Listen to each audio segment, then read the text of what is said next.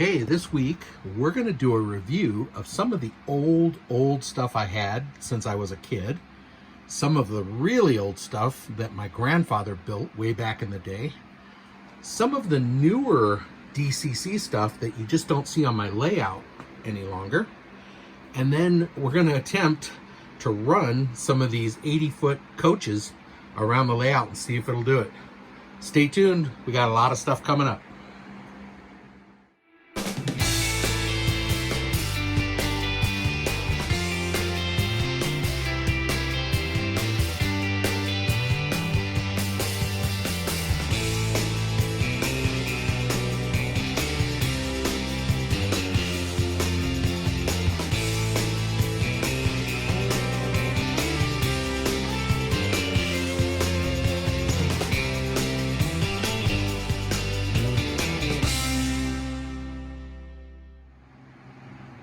Hey everybody, welcome to another edition of Dan's Grand Valley Railroad. So as you can see from a little bit of a trailer that I did at the beginning, we are going to go back and review some of the train cars that I've had since I was a kid.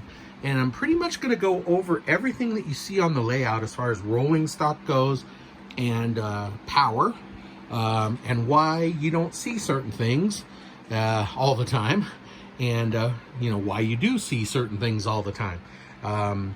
Pretty much have all of my rolling stock out here now. I have a lot of boxcars, and that's mostly what I run.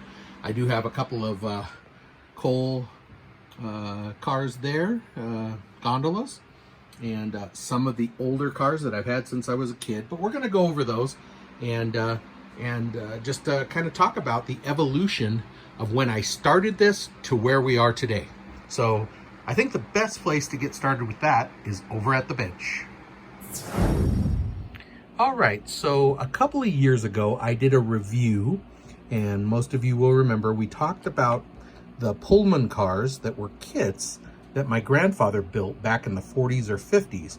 My dad remembers building some of them with him, and that's what these kits are. Kind of the inspiration for me to get started again in railroading back in 2017, 2018, when I started to build the Grand Valley layout. I was hoping to restore these guys and run them with DC power, like this, which was my grandfather's. However, when I got to that point, I discovered that, you know, it was going to take a lot of work to get this to run DC again. I could get it to power up, but it was had a lot of problems. So I opted to go a different route. But I just wanted to bring these up again about the kits that my grandfather built. This is an old wooden Caboose kit that he built as well, and we'll talk about that a little bit later. I have an idea for using that on the layout. So in the 70s, when I was a kid, I started off with this locomotive. I'm not sure what it is. It could be an Athearn, but I'm not sure. This would run, but even back then, and I'm talking early 70s, it had its share of problems. It was worn out, didn't want to pull a lot, but I could get it to run if I futzed with it enough. My main go-to were these guys here. Now this is an F unit, and it's a I believe it's Athearn as well, but this was the power. This is a dummy, so this was my go-to setup back when I was a kid, and I would pull all the little cars and stuff that I had back then. Then let's see, in 75, I think it was Christmas of 75, with the bicentennial coming up, I got this set, which was the old Tyco figure 8, and I'll see if I can't find a picture of it and post it up here for you guys. It was a really neat set that came with a lot of the signage and phone poles. It had a little house that would unload barrels off of a gondola car, flatbed car. It had the car that carried the automobiles, and it was a really neat set. So here's the caboose that went with that, and it's just a cheap Tyco toy. Now this, I tried to refurbish this when I got the layout here to run it. This was going to be my main locomotive. I was thinking that would run, but it has its share of problems. It's got that old Tyco motor in it that not too friendly to try to get it going again, and I just didn't want to spend the time. So that led me in a different direction when these guys wouldn't work. This was my main go-to Caboose back in those days, and I've since changed it to modern couplers. It had the old Tyco horn hook couplers on it, but that was my go-to, and I remember breaking that off as a kid, and I could never get a new one to stick on there. I can see the glue, shiny glue spot where I tried, but eventually, I think I actually have some of those in my parts. I should drill that out, stick a new one in there. This will actually run on the layout now. It runs pretty good. So that's another Atchison, Topeka, and Santa Fe railroad car that I do have. Now, I want to talk about some of my old passenger cars. I had these ever since I was a kid, and I would either pull them with these guys or this one. Now, back when I would use this guy, I had a dummy B unit that would run, I remember, with that. And my dad had it set up kind of interestingly. On this end, it had the old knuckle connectors like this, without spring action or anything. They were just static knuckle connectors. You had to actually lock them together. So it had that on this end, and in this end, he had put the Tyco horn style ones so I could hook up to all the rest of my cars. So when that ran, that was my power for these neat Athearn Santa Fe passenger cars. Let me show you those guys. I'll show you what I have, and then I'll show you what I got as I started getting into the Grand Valley layout. So ever since I can remember back, the first trains I had before I got that Tyco set in 1975, I had these passenger cars, and I always know this one's mine because of the holes on the top. I think there was a railing that initially went along there, but this is one of my original cars. This coach car, end of train, one was mine, and then this mail car here. And I've since done some work on the couplings, trying to get them to run on this layout. Now, I also had this B unit that was waiting to get decals for it. I've never done anything with it. It still has the old knuckle couplers on there. Actually, those have springs. I may have done something with that recently. Anyway, so that's a dummy B unit. So I've had those ever since I was a kid. What I thought when I got the Grand Valley layout, that it would easily run these 80-foot coach cars, and I could start building a really cool passenger train. So I started picking up off of eBay some more of these Athearn Blue Box Santa Fe cars. So here's a coach, and these actually have, you can see the light bulb in there. They actually have incandescent bulbs in them with pickups on the bottom of the trucks, and they work. That I marked on there 2018, so I know that's when I got that. I bought it on eBay. I don't remember how much I paid. I'm sure less than $20 for it. So that was one that I got, and then I got another. Let's see if I can get these boxes open. There's another one. This has the, this does not have lights in it. I think this was the first one I picked up. Didn't have lights. Again, I wrote on there 2018. And that's just so if I'd forgotten which cars were mine from before and which weren't. Then I got this one. This is another 2018. It has the incandescent bulb in it. that's a lighted coach. So those were all ones that I was anticipating that I would be able to run on the Grand Valley layout. Now, if we go back over here quickly to the layout, this was another coach that I got, I think in 2018. Yes, I wrote on it, 2018.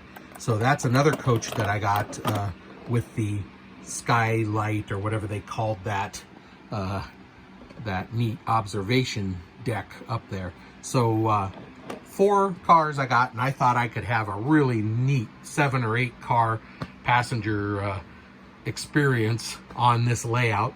Unfortunately, these 18-inch curves have a different idea of what they'll take. So that's why I said later on, we're gonna hook this up with a few cars, see if we can't get a nice circuit around the area, around the layout, and see if we can get it to do it without breaking or breaking something or derailing.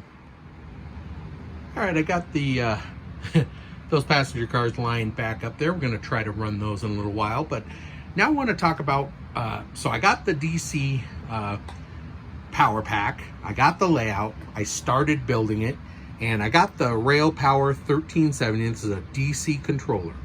I was going to have the snap switches, which there's one over there. I actually wired them up, one over here, and those were the only 2 for the layout.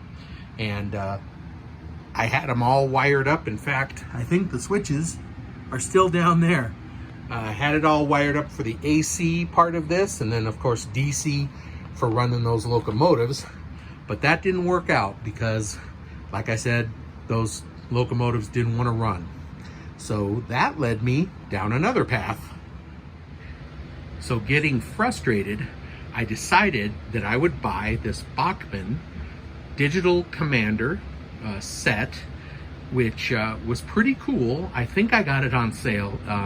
I think it was less than a couple $100, but it came with 2 locomotives, the GP40 and the F unit there, and FTA, and of course digital command control, so it was DCC. So that I bought that, and of course it came with coal car, box car, and a caboose. So those guys are here on the layout. Here's the FTA unit. Here's happens to be another one, but I'll tell you about that. Here's the caboose. Here's the box car. There are the coal cars.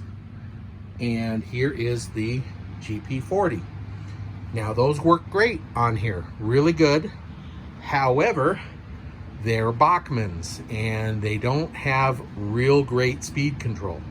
Like I told you before, the Grand Valley layout has a pretty good grade right there. And these turns, being 18-inch turns, that also counts as a grade. So the problem with them is when you get them up to speed to make the grade, then they cruise through here. You have to be on the throttle to back them down coming here, or they'll coast and they'll really come into town hauling, you know. So running those Bachmann, older Bachmann DCC basic, yeah, they work, but they don't work as good as, you know, some of the newer stuff, or stuff, let's say more expensive stuff with better speed controls. Now, the reason I have 2 of a lot of that stuff, I've got 2 locomotives, I've got 2 coal cars, 2 of the box cars, and 2 cabooses, is because I happened to see on eBay shortly after I got the set, this lady was selling the FT unit, the caboose, box car, and coal car. I forgot what it was, 25 bucks or something like that. So I said, yeah, what the heck? I bought it. So I ended up with 2 FTA units, which perfect for consisting. And if you consist with those guys, you get a little bit better speed control on those grades. So A lot of times in the early videos, you'd see me consisting those guys, and that's why. They run better that way. This guy runs okay. I was actually gonna put a sound decoder in it one time, and I got one from Bachmann, and it was faulty. I got it soldered in and everything, and it ended up failing, not working. So I sent it back, and I haven't done anything with that since. Let me talk quickly about this old wooden caboose that my grandfather built. I was thinking as a project, and I don't know when I'll get to this or if I'll get to it, laying a piece of track here and having it set up as a static display, because a lot of towns have old cabooses on display, especially near the old station.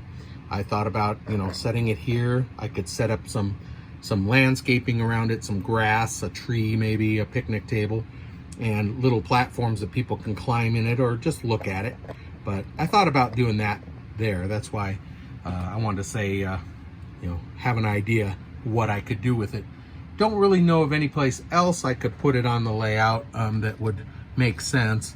It's a railroad town, but that wouldn't look too good there.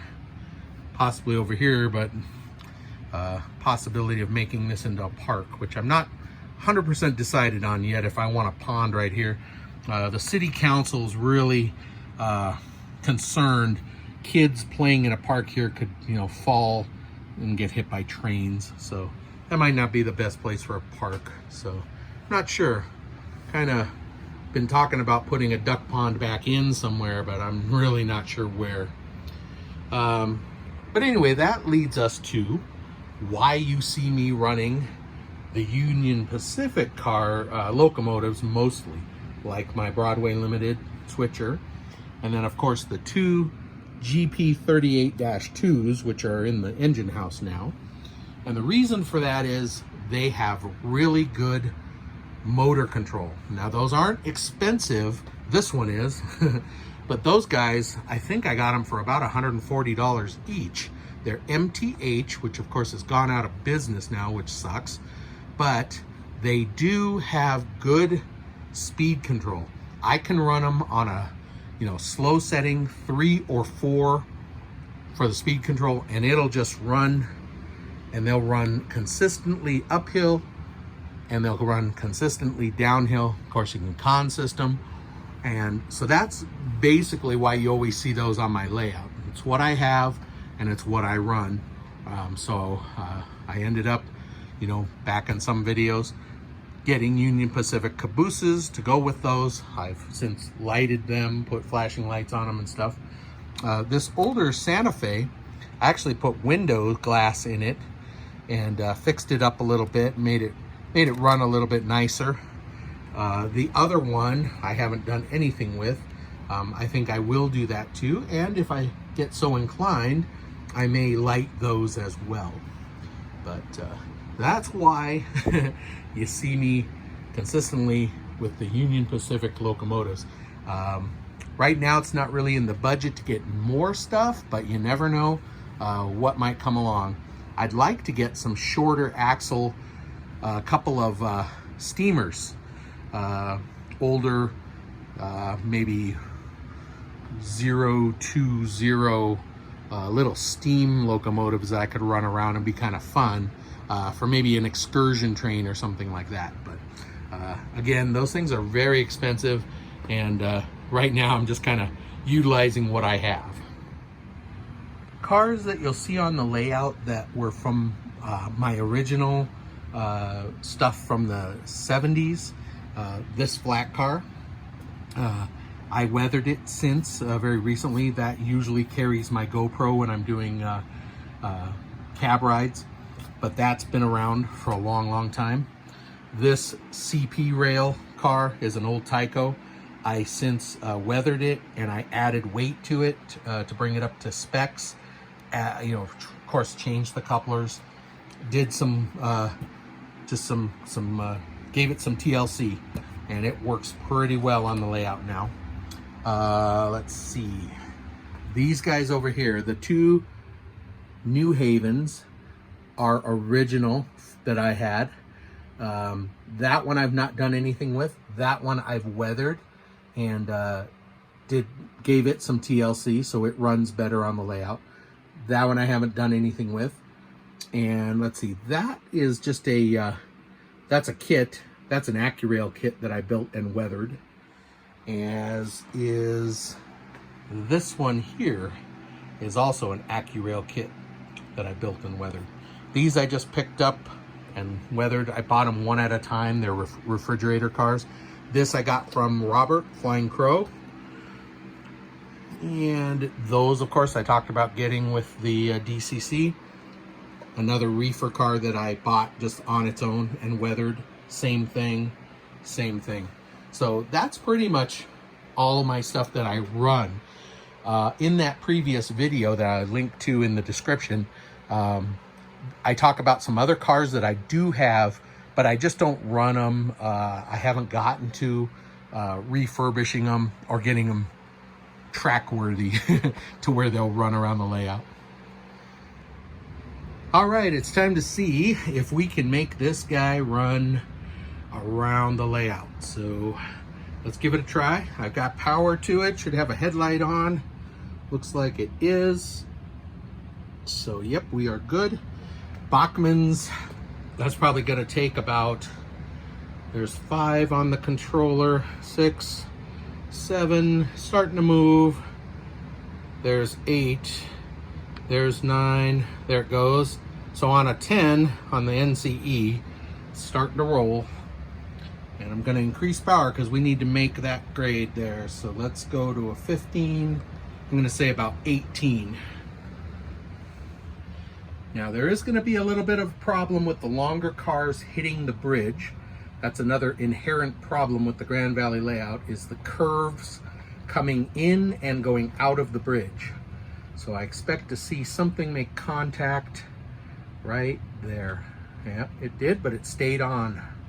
All right, good. So now coming out on the downhill, I got to reduce the speed because it's going really fast. So I'm going to take it down. Got it down to about a 14 now. So far, it's doing okay. Now I ran into some trouble on these cross tracks over here when I tested it earlier. Shh, don't tell anybody I tested it earlier. But it was a coupler problem, and I've since changed the coupler. So I hope we don't uncouple here, especially that car right there. Nope, we're good. All right, it's going, it's tracking now. We're gonna run into problems on this tunnel. I made it too narrow, and the longer cars will actually rub the wall when they come through. Sometimes it causes an issue, other times it's all right. So I see it's dropping. I'm gonna have to increase power because it is contacting. All right, there we go. There we go. Wow, I think we're gonna, we might just make it if we don't derail here. Wow, we made it. Let's see if we can get another one. We made a complete circuit with the long car. So it can be done, but yeah, you just have to look for any problem areas and correct them. So that looks pretty good. We're gonna hit the bridge right there. All right, here we come. Now as it's in the tunnel, I'm gonna decrease speed so we don't roll too fast out of the tunnel. Dangerous cross track there. Let's see if we make it. So far, so good.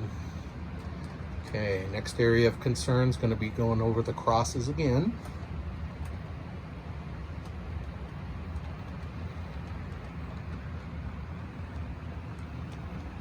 I have to say, it looks pretty cool for a mid-60s era layout. Wow, that's awesome. Okay, we're gonna have to increase speed as we come through there because it does touch the wall. Let's see if we can set a world record by going 2 complete circuits without derailing. Oh man, I think we might be onto something here. Wow, haha, we did it. We did it, 2 complete circuits without derailing. Unbelievable. So now that I've got these tuned in pretty good, I might be running them more on the layout. And of course I can pull them with the Union Pacific power too if I want, but anyways, well, that's all we have time for this week. I sure appreciate you guys watching, and we are doing real well with subscribers. Sorry I haven't had a whole lot of video content, but like I have said before, it's summertime. I've got a bunch of other things going on. So thank you guys for watching. We'll have some more stuff for you in a week or two, so keep watching, and thank you so much. See you next video.